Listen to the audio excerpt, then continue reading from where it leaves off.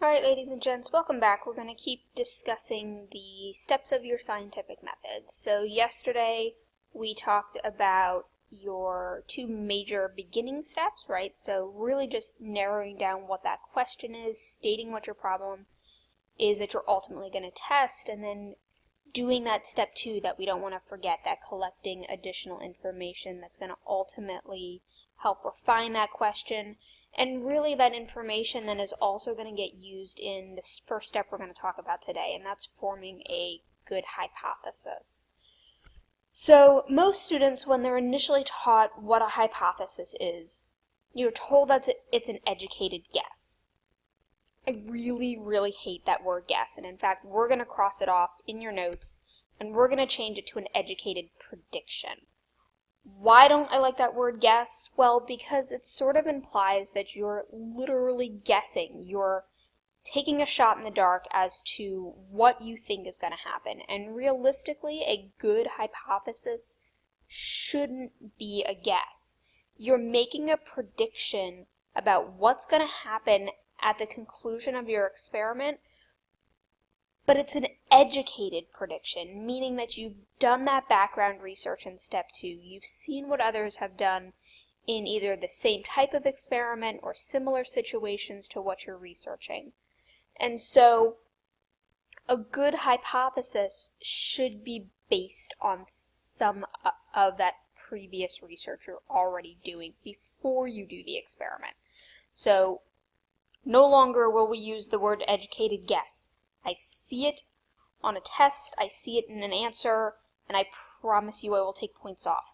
Tell me that it's an educated prediction because you've done some background research already. So to be a truly complete hypothesis, I'm not just stating what I think is going to happen, but I'm telling my reader, or I'm telling myself, or I'm telling my research team why I think that this is the prediction that I'm expecting to see, the outcome I'm expecting to see, and it's because I have done that previous research, okay? So that's something I'm going to nitpick on. It is not an educated guess, it's an educated prediction because you've done step two. You've done that extra research or those additional observations. So if we were to define what a hypothesis is, remember, we're not using guess anymore, prediction, but it's a tentative explanation. And that explanation is going to account for a set of facts that you've already researched back in step two that we can then test further using some sort of controlled experiment. So, in order to be a truly reliable, functional hypothesis, it's got to meet really two criteria. One, I have to design my hypothesis, I have to write it in a way that I can actually test it. It needs to be testable. So I need to be able to design a controlled experiment around the way I've written my hypothesis that is actually going to get me data that I can collect, that I can analyze, and that I can draw conclusions from. The second big piece is that a hypothesis has to be falsifiable. I have to be able to write a hypothesis in a way that has the potential to come out unsupported. It is possible to write a hypothesis that no matter what data I collect, I will always end up supporting it. That's not a good hypothesis. You've already predetermined what your outcome is going to be before you have ever gotten there. So you want to make sure that I can test it, so it's in and of itself a topic I can test and design an experiment around, and then two, that I have done it in a way that can either be supported or has the potential to not be supported. So the initial steps in making a good hypothesis are to make some predictions, to forecast or guess the outcome, predict the outcome of a situation beforehand. So I'm guessing most of you have probably been taught to write a hypothesis as an if-then statement. So if I do this, then this is what I think is going to happen, right? Truly, if all I do is stop at an if-then statement, I've really just written a prediction. So let me just give you some examples, right? So let's go back to the watery, soapy water experiment with the plant, right? The question that I was asking is, does soapy water kill my plants? So if I'm writing a prediction for that question, I might say, well, if I water plants with soap water, then the plants will die, right? So I'm saying if, and then here's the variable that I'm going to change to test my hypothesis. So the soapy water. Then I state what I think is going to happen. Well, in this case, then the plants will die, right? Or if I use the goldfish and food example, if, here's the variable I'm going to test, so feed the fish different foods, then here's what I think is going to happen. Then they will eat more of this particular Miller brand flakes, okay? This truly is just a prediction, however, okay? In order to make a good hypothesis, I want to take it one step further. So there's my plants being exposed to the soap, they're going to die, right? If I do this, then this will happen. There's the prediction. But a good hypothesis is going to include one more piece. So if I expose the soap to the plant will die because, and here's where step 2 comes in, here's where your rationale gets added in, because the soap breaks down the cell wall, which is needed for the plant's protection, right? So, prediction, fish prefer Miller brand flakes, right? If I feed them different foods, then they will choose the Miller brand flakes. But a hypothesis then includes a rationale. So fish prefer the Miller brand flakes because this has a more balanced nutrient content. Okay? So really good, maybe side note for yourself, is that if I'm writing a truly good hypothesis, it's if I do this, then this will happen because here's the rationale that I have for making that prediction in the first place based on the research that I did back in step 2, right?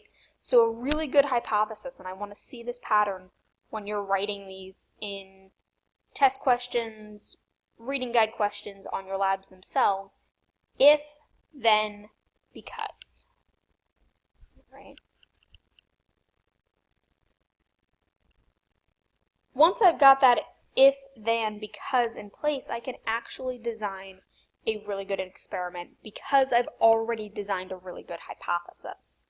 So, designing your experiment then is a way to ultimately test that hypothesis. So I want to make sure first off that I'm creating a controlled experiment, or at least as controlled as I can get it. So what do I mean by a controlled experiment? In a controlled experiment, I am testing only one variable at a time. Every other variable that's going on in that experiment should be identical to each trial, to each group that I'm doing, to ensure that my experiment is fair and that I can actually have some reliability and confidence in the results that I'm getting, and that those results are based on the manipulation that I'm purposefully doing and not because something else is going on in the background that I'm not controlling for. Okay. Now, realistically, can every experiment be truly controlled? Of course not. And in biology in particular, having that truly controlled experiment does get tough with living systems. But the closer that we can get to a controlled experiment, the better off we are. Alright, so that's always the ultimate goal. So when we design controlled experiments, we've got a couple of things that we need to make sure are set up in place properly. First off, the hypothesis in and of itself, but then designing an experiment where I've got two groups to work with. So one being your control group, this is the group where all the conditions remain absolutely identical, except they're the ones who aren't going to actually get the variable you're testing. Your experimental group, on the other hand, absolutely identical, or at least as closely identical as possible to your control group, except here's now where I'm going to change one thing, and that thing is ultimately the variable that I'm changing because it's the question that I'm asking. It's what I'm testing for. So if we think about a human drug trial, right? We're testing some new medication. Let's just say it's a medication for high blood pressure. I'm going to split out my test subjects, my patients, into two groups. One set of individuals is going to get the placebo, all right, or a sugar pill. That's your control group. I'm giving them everything that's identical, all the way down to giving them some sort of pill. But my experimental group is the one that actually gets the medication itself, right? So both groups might be similar age brackets, might be obviously having similar condition of high blood pressure. They might be similar, maybe they're the same gender, maybe they have similar diets, whatever the case might be. I'm trying to control all of the variables between my control group individuals and my experimental patients so that they're identical, or at least as close to identical as possibly feasible, all the way down to actually giving them both medication that they think they're getting the real thing, right? My experimental group is actually truly getting the medication that I'm testing. My control group is still getting a pill thinking they're getting the medication. And truly, why do we do that? Because that way I can control and compare the results that I get in my experimental group to my control group. We talk about this as a placebo effect. So, do the patients just think they're getting better because they're getting this pill? Or are they really getting better because of the medication? So our ultimate goal here by setting up these two groups is to see what we would say is a statistically significant difference in my experimental group compared to my control group. So that whole point of that control group is a comparison. If I see 50% of my experimental patients get better, and I see 45% of my control group patients get better, it's the placebo effect. It's just because they think they're getting the medication, and it's not truly the medication itself that's helping them. On the flip side, though, if I see 50% of my experimental group get better, and only 10% of my control group gets better, now I know it's probably the medication that I'm giving them that is really making the true effect in lowering their blood pressure, for example. So that control group gets set up as a comparison. But only one thing changes. Only the actual medication in this particular example is what changes. Everything else I want to try to keep as identical as is possible. Once I've established what those groups are, I can then establish the variables themselves. So a variable in general is just any factor in an experiment that could ultimately affect the results, and so I either want to make sure that I'm keeping it consistent between those two groups, or I'm running separate experiments to test those variables separately. So we break them down into a couple of different categories. Your independent variable, this is the one that you are purposefully changing. This is your manipulated variable. So in the case of my drug trial, do they get the placebo or do they get the real drug?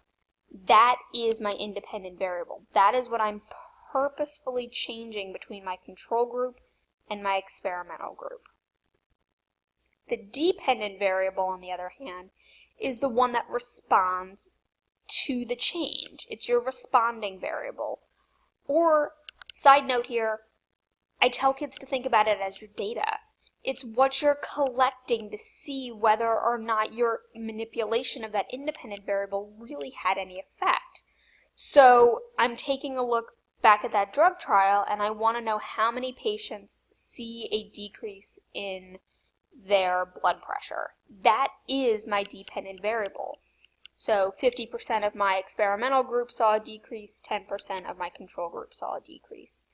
That number, that observation, that data is your dependent variable. Everything else I want to control for. I want to keep the same. So going back to those two drug trial groups, they should have the same disease, right? In this case, we're talking about high blood pressure. They should probably be within a similar age range. High blood pressure in a 5-year-old is going to work and function and look a lot more different to high blood pressure in a 50-year-old. So maybe we are keeping it to, say, 40 to 60. All right, so adults. We may find that gender plays a role, so we want to keep everybody in both groups male.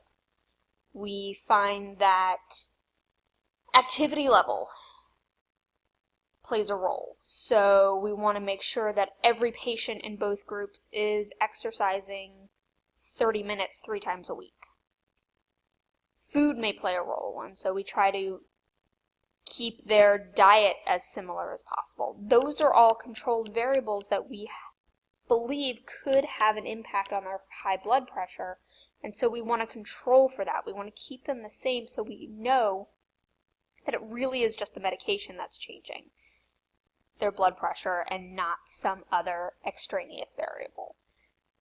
Those controlled variables are the hardest ones to keep in check, especially in biological systems, and even more so in living organisms, because there's only so much control we can have outside of the actual lab itself. But the more we can control, the better, and the more reliable our results are. When we come across things that we can't control for, we find out after the fact, or we just know there's no way to keep those under wraps. Those are then things that we have to make sure that we report, and we'll talk about those things as sources of error a little later.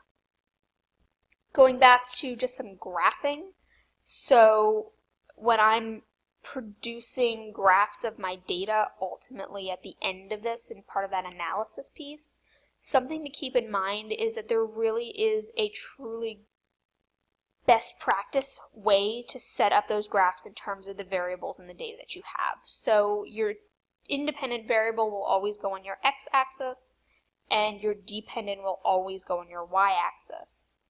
So how do you remember? Just a quick little acronym. So DRYMEX seems to work for a lot of kids. So dry, your dependent or your responding variable always goes on your y-axis. Alright, and your manipulated or independent variable, the mix part, goes on the x. Now, I will warn you that this particular acronym really works well if you've got a single variable that you're testing, single set of data that you're working with. If you start seeing multiple line graphs or multiple plots on a single graph, then you've got to be careful looking at your keys. A lot of times you'll still see your dependent variable along your x-axis, but the independent variable is probably the different lines that they're plotting. Alright, once again, maybe not a bad side note, right? So dependent variable probably is still on your y-axis, but your independent variable is probably in the key itself, and it's the different lines that they're plotting.